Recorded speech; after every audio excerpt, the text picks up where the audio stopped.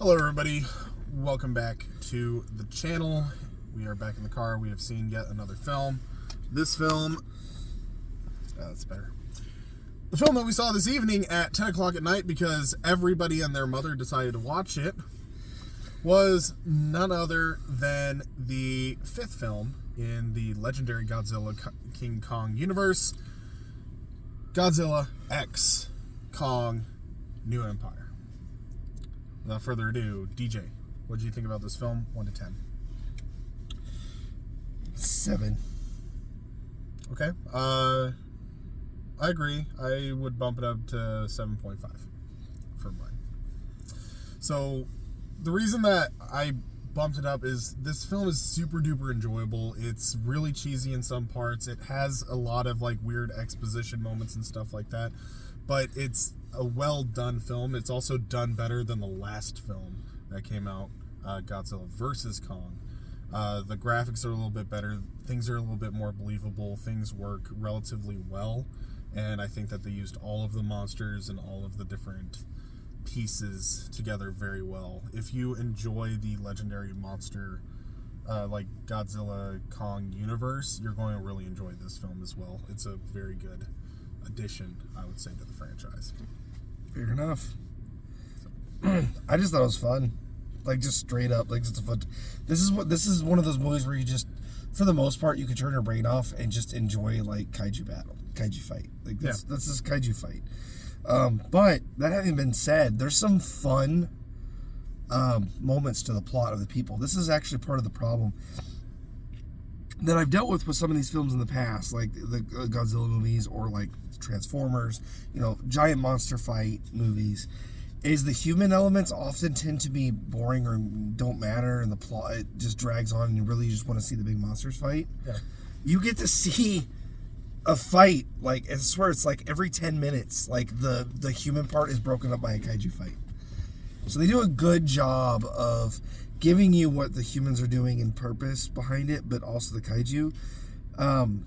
Part of the reason that I give it a little lower is there's a lot of moments with the humans in particular that don't matter to the film that they show, and it's literally just showing the monsters doing their thing, whatever, but it's like from Monarch's point of view. So the film feels like it feels like a film within a film, almost, where like you're traveling from place to place watching the kaiju fight, and the movie just kind of has this way of getting you into the action and then pulling you out of it with people talking, and you're like, okay, I don't care, let me see what's happening. There's a few moments like that. There's a few weird expositional moments, dialogue moments, but like you said, cinematography excellent. The pacing is really good. Yeah, and it ramps up really well. It doesn't do this really slow burn. It's actually like you light a fuse and it's speeding up as it goes. It's gaining momentum, and you really feel it, and you feel the tension. It feels like a real climax. There's the acting of the people is really good and believable. They actually feel like real human beings. Yeah, I like that. Which is actually something that the Godzilla movies in general have done pretty decently about, is making the human characters actually feel like real people. Yeah. Transformers did a really bad job of that. The humans all felt like weird stereotypes. The humans felt like robots? Yes, and the robots felt like humans, and the humans felt like robots. It was really weird, at least in the early ones. Godzilla and Kong, this one does a better job making them feel like actual people. Though it's kind of funny because they have like this, the characters have like an emotional attachment to the Titans almost. Yeah. And the Titans are just like murdering thousands of people by accident, and it's just, although it's like a force of nature thing.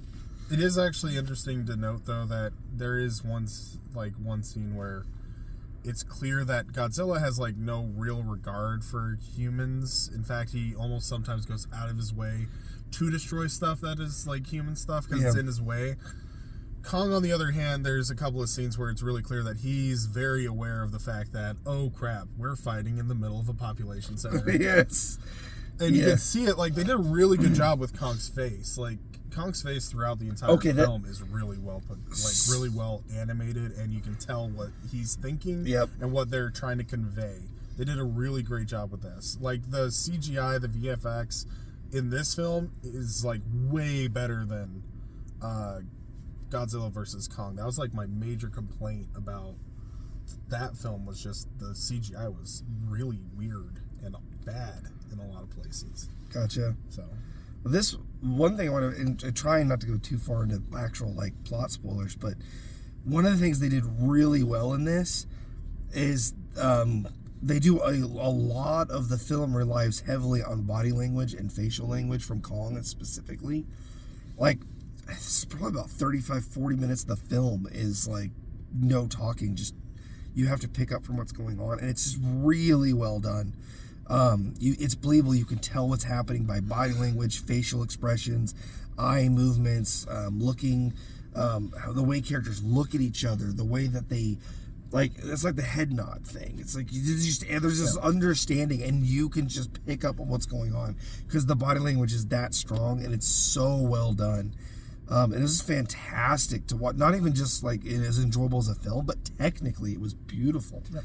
And the shots, they do really good shots, wide shots of like Kong with a facial expression. You get to see around him what's going on.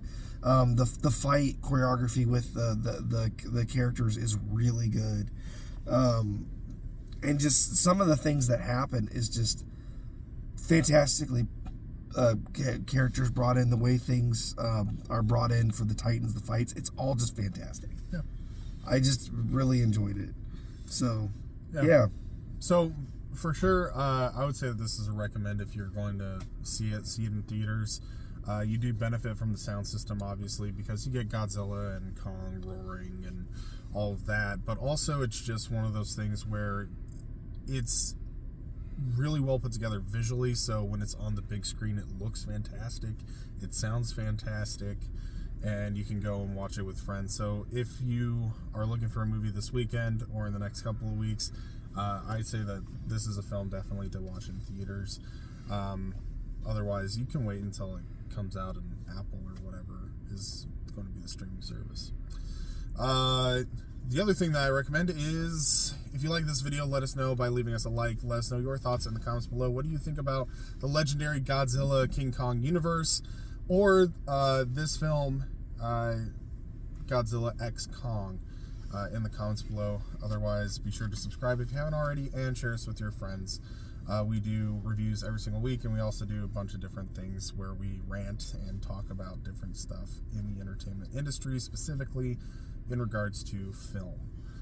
Without further ado, then, spoilers. Spoilers.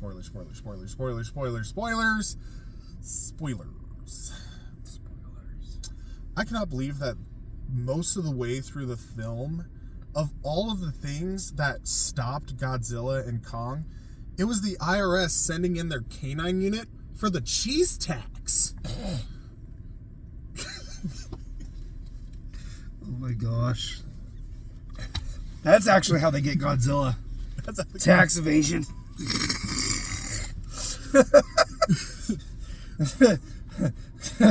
Godzilla's like, the IRS, you will back taxes.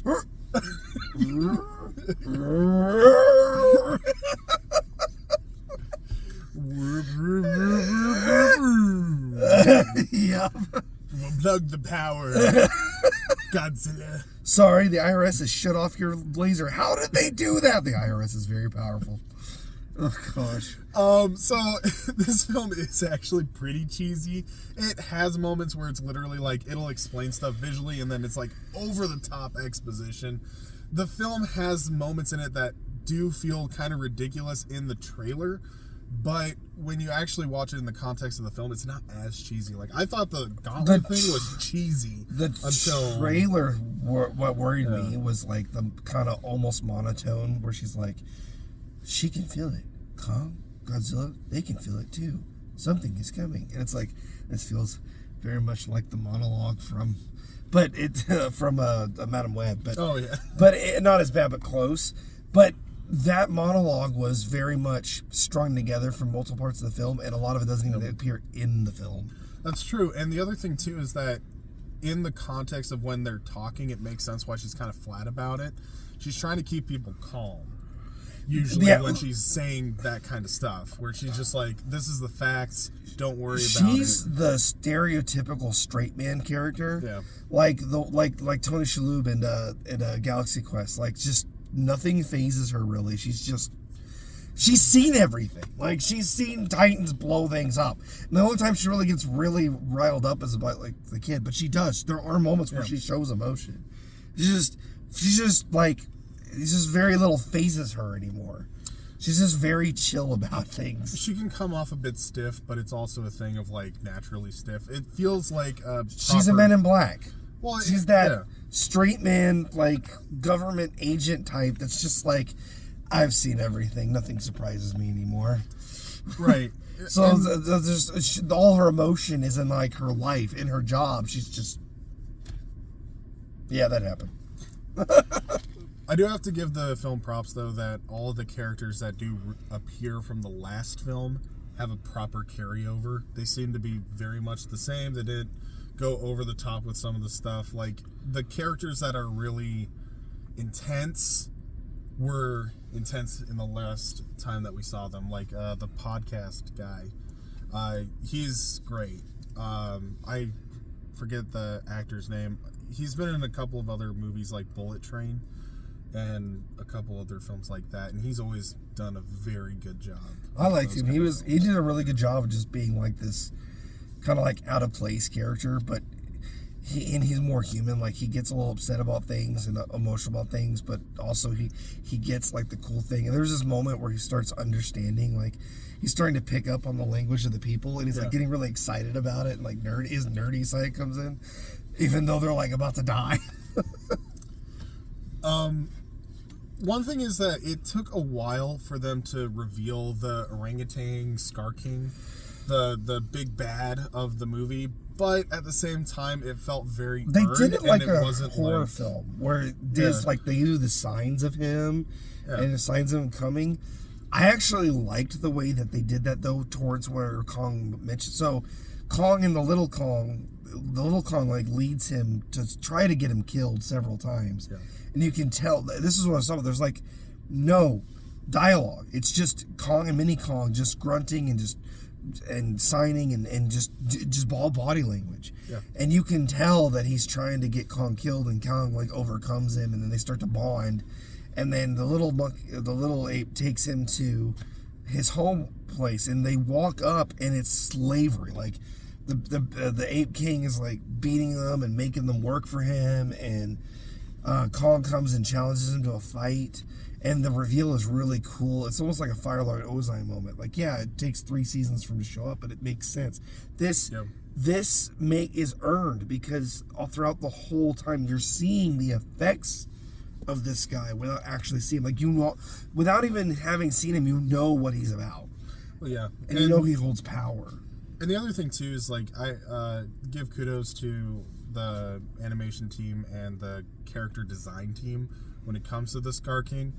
They really got the creepy side of him down. Yeah. Because they elongated his limbs. They made him look really janky. They kind of kept him in the shadows. Like Slender Man. Like that weird aesthetic of, he looks Malfoy or the Dracula from, like, the book, where he looks unnatural, not necessarily like creature-ish, just off. Like, there's just his limbs are a little too long.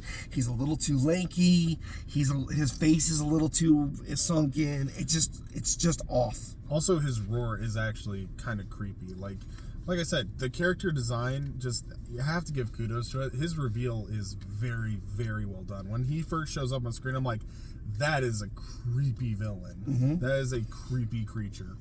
A lot of the film just really works super well. It's fun that throughout the film, up until they reveal the big bad evil guy, there's plenty of action. There's plenty of things that are happening in the story. So you get to the point where you're like, okay, when are they going to show like the evil monkey that we saw in the trailers? But right about the time that you start really wondering where he is and being like, this film has to be like 3/4 of the way done, why haven't we seen him yet, is when they reveal him. So that was actually part of the problem I had, is I almost wish they hadn't revealed him in the trailer. Yeah. Because you know that's what's coming because you've seen the trailer, and so you know a bit of it. And even if you hadn't, like they foreshadow it pretty heavily that there's something there. Although they did a good job of keeping the secret of Mothra's return down, and also the other the Ice Beast. The Ice Beast. That's the thing they hid in the trailer. Yeah, no, and when he showed up, like straight up, I was like, oh crap, he has his own Godzilla. Yeah. Like that part was like, that was really well done. They did that really well. Yeah, I just wish they hadn't. I'd almost wish they'd revealed the ice monster, not him, because you wouldn't have known what the purpose of it was in the trailer. But it's fine. I mean, it's fine. Like it still was a really good reveal, and the kaiju fights, like Godzilla fights like 4 different monsters on his way to Kong, and then they fight a little bit. Mothra shows up, and like the Mothra thing was actually really fun. Mothra just like comes up and goes, "Stop! We got to do some stuff." And Mothra is just like this high, which is fun because the Mothra character very much is similar to the Mothman mythos, the cryptid, because it's like high intelligence, real like almost like psychic in a way, has like incredible abilities. And Mothra is just like a fun little thing to like drop in there. It keeps coming up, but Mothra was also important in the old lore of Godzilla too, so it makes sense. But I really like what they did with like the whole tribe thing, the gravity manipulation. Those were fun little things, and they lay down little bits of exposition as they go, and they show it as their characters figuring out as you do. The only time the exposition felt heavy-handed was when they walk into the room, and then she's like, "Oh," and then she just describes the entire history of the Earth. Well, and she's reading the scripts and like she's reading the runes, but at the same time, when she's reading the runes and stuff, I'm like, this is actually really interesting. Like, at least it was interesting exposition. No, it was interesting. It just fell out of place because they'd spent the whole time slowly expositioning this stuff. Right. And then they just suddenly heavy-hand it really quick. Like, oh crap, we're running out of movie runtime. Gotta get the rest of this plot in here really quick. That's what it felt like. I was like, you could have led up to this when they were learning the other stuff. Like, as they were going through the little place, she could have been like, oh, here's the history. And that was the only thing I would have changed. Is I would have, that one moment where she just sits there talking for like 5 minutes straight, I would have let that reveal come with the other stuff that was happening over time rather than all at once. Because it felt, and it's not because it was bad to do it. Like I said, it was interesting. It's just it felt out of place when they'd spent the whole movie being very deliberate about it, and then they suddenly went. It's like you're reading a poem, and then at the end, it's like, oh, quickly, read the last 5 lines. We don't have time anymore. Get it, quick, we gotta go. So, slow down a bit. Yeah.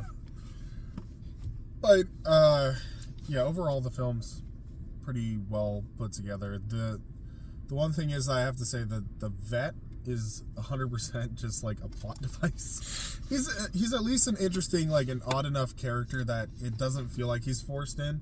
But when you actually think about it, you're like, he's literally just a plot device. Yes, to he is. Improve Kong, to make Kong more formidable. Well, but he fits in with the team throughout. Well, no, and that's what I'm saying. They did a good job. They did a good job. The only other thing that felt a little ham-fisted, but I was okay with, it was a little cheesy, was the fact that it just so happens that the super fist that happens to fit the right arm that he got frostbite on happens to be in Hollow Earth at the station that got blown up, and it didn't get taken away. And it just so happens to be able to be delivered rapidly when they need it. Yes. The other thing is that it's awful convenient that the army of giant apes tends to travel a lot slower when they seem almost like imminently on top of them. But they have enough time to head back to the station, have a cool little like over-the-shoulder shot of him going into the armory, grabbing the thing, having it not only put onto Kong, but also like augmented onto Kong. And the other thing is that the gauntlet also had special injections already in it in order to cure frostbite. It's very convenient. That's one thing about... That was the one contrived thing, was the power fist. It was too convenient. this film also suffers from what all of the other legendary Godzilla Kong films suffer from, in that they don't quite get distances filmed properly. So what ends up happening or is, passage of time. Well, yeah, but I couldn't tell how far they traveled or how long it had been since they traveled, because it looks like Kong travels like hundreds of thousands of miles.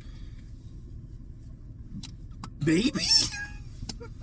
Well, yeah, and the thing is that, like, specifically, though, when it comes to, like, chases, they always have a scene where it seems like the enemies are, like, right on top of Kong or Godzilla, and then it changes directions, and it's just like, oh, no, he's, like, half a mile ahead of them, so he actually has some space, he actually has some time, and then they flip it over the other way, and you're like, no, they're literally right on top of him. And then, yeah, the passage, like, literally, it's like he's in Cairo, and then Godzilla gets up on top, and they're able to communicate over thousands of miles. And then Godzilla's just like, I'm gonna jump in the water, and I'm going to end up in Cairo, right when I need to be. Yeah, that was... So, the film has issues. The reason for the 7.5, though, is that it's... As many issues as it has, it's fun. It's good in spite of it. That's the issues that it does have. It's like I said, it's not a thinking film. If you start to think about it, you start poking holes in it like crazy. Oh yeah. But it's like a timing thing. Like, it's hard to tell. Like, it looks like Kong travels a long time to get one place, but then later on, when the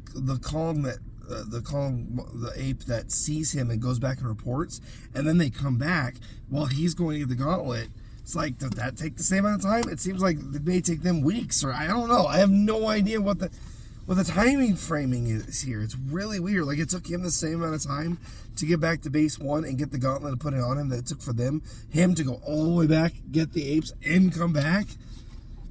I guess. Where were they? Also, they fell in a hole, and I thought there was like a whole other layer of Hollow Earth, and yet somehow they just easily just walk into the other area. It is a different... Exactly, Yeah, but it doesn't stay consistent with, like, spacing at all. Again, that's the reason I give it a 7. Like, I'm fair to feel it was fun, it was a blast, it was well shot, it's technically good, it's all these things, but, like, you start picking apart, like, travel, timelines, character placements, and it starts to fall apart really easy. Like, you pull out one domino, the whole freaking stack just falls. So don't think about it too much, just enjoy it, and you'll be fine. It's not a film you really have to think about. It just kind of sucks a little bit, like, when they put this much effort into, like, making a plot, a reason to what's going on, but, like, not enough to flesh out details. They're just like, there's a plot here. That's a really interesting plot. How did they get over there? Well, DJ, this is why that happened. The budget for this film was like effects, everything else, story writing. Yeah, I guess it's fair. It makes me think a little bit about other films that have done the same thing. The problem is, like, I don't mind a dumb, mindless film. That's very similar film. It's like a kaiju film. Is one of the giant robots that fight the monsters? Pacific Rim? Yeah, thank you, Pacific Rim. That one is fairly mindless for the most part, and it doesn't make you think too much. When it does make you think, it makes sense. The problem with this film is it doesn't make you think very much, but when it does, it doesn't make sense, and so you start to think. It's like, wow, mindless kaiju fights. Why are you making me think? Oh, that doesn't work. That doesn't work at all. Oh, good, you're distracting me again with monsters. Thank you, because that was starting to hurt. Either don't make me think at all, or make me think with a purpose. That's all I have to say about it. Like, if you're going to put plot in kaiju films, make it work, and then the film works fine. Yeah. That's what detracted from it. Every time when they started trying to put plot into it, I would get distracted from the kaiju fight, and I started not liking the movie as much. Don't do that to me. I'll be fine. Okay, I'm done. I'm on my soapbox now. Anyway, guys, I hope that you enjoyed this video. Let us know. Leave us like, comments, like I already said. Subscribe, share us with your friends. Otherwise, we'll see you guys in the next video. Thank you for watching.